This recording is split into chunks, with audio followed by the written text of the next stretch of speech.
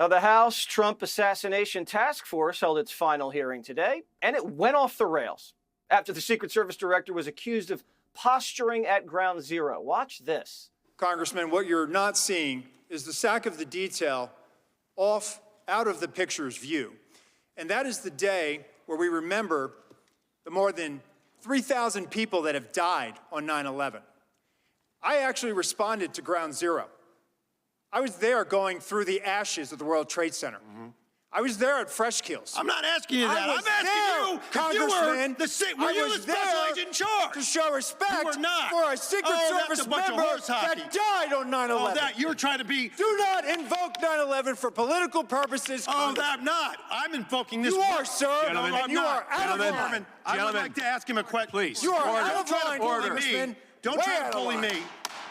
I Order. am an elected member of Congress, and I'm asking you a serious question, and you are playing politics. I am a public servant who has served this nation, and you won't answer the question. On our day, on our country's darkest day. Committee will come to order.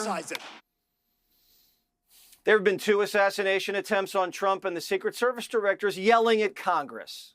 What a disaster.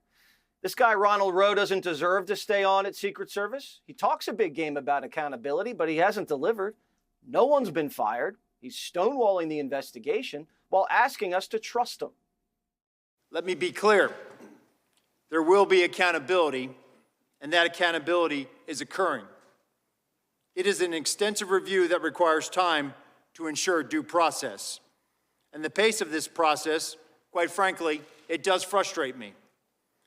But it is essential that we recognize the gravity of our failure.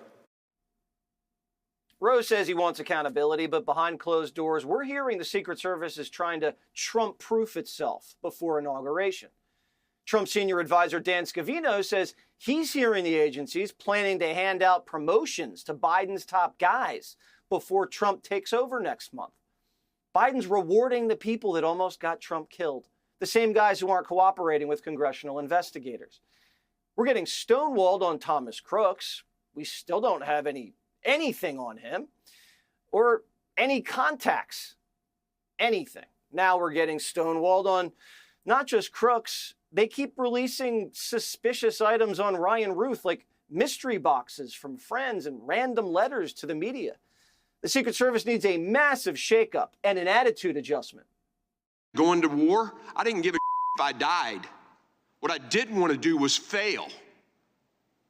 But your guys showed up that day and didn't give a There was apathy and complacency, period. Can you make a few comments about what you're doing to fix the command climate at the Secret Service? Yes, sir. So we are reorganizing and reimagining this organization. That includes making sure that we are developing a leadership development program. Reimagining. The Secret Service doesn't need more programs. It needs to come clean, drop the DEI, and get competent agents with the best tech now.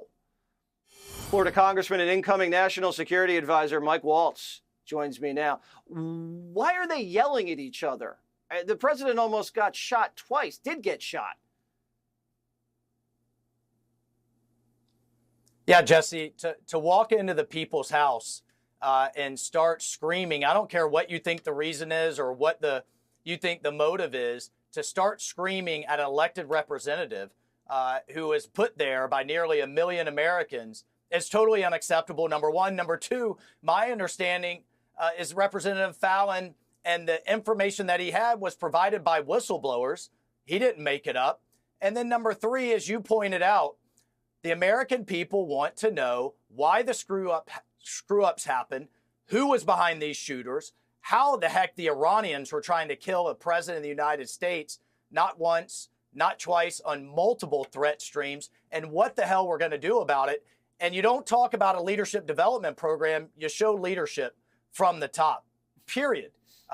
That's what we needed to see today, not a bunch of theatrics. And can I just say one more thing? If you're the director of the Secret Service, you should not be a household name. If you are a household name, that's a problem. Let's get back into the background, protecting our protectees, and put the secret back in Secret Service. Yeah, let's drop the tough guy act, all right? Let's just try to protect the president and come clean.